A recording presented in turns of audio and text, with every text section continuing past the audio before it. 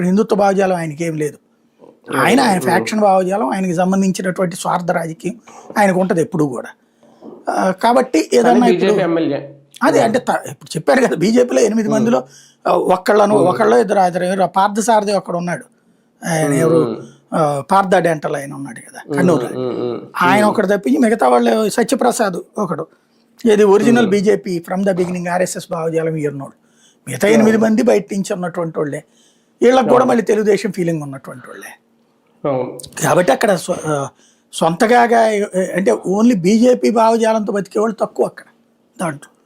అందువల్ల వాళ్ళు మాట్లాడారంటే అమాయకత్వం ఉంటుంది అనమాట. అంటే ఉమ్మడి కార్యాచరణ అనేది లేకపోవడం కూడా ఒక అసహనానికి ఏమన్నా దారితీస్తుందా బీజేపీ నేతల నుంచి? అంటే బీజేపీ అని కాదండి, ముగ్గురులో మీకు ఎప్పుడైనా సరే పవర్ అనేది డిస్టర్బ్ చేస్తుంది ఖచ్చితంగా. నేను చాలాసార్లు చెప్పాను మీకు, ఎందుకంటే పవర్ ఎట్లుంటుంది అన్న దాంట్లో నేనే చూశాను కదా ప్రత్యక్షంగా. ఇప్పుడు నేను అనేక సంస్థల్లో హెడ్గా చేశాను, TV9లో రీజనల్ హెడ్గా చేశాను, జెమినీలో ఛానల్ హెడ్గా చేశాను, అట్లాగే ప్రైమ్ 9 చేశాను. ఇట్లా చేసినప్పుడు అది నేను అబ్జర్వ్ చేశా. ఇప్పుడు అప్పటిదాకా లేనటువంటి వాళ్ళు మన దగ్గరికి వస్తారు కొన్ని పనుల కోసం అని చెప్పేసి, మనం చెయ్యలేము అందులో మనకన్నా ఆ నిబంధన లేకపోతే కళ్ళ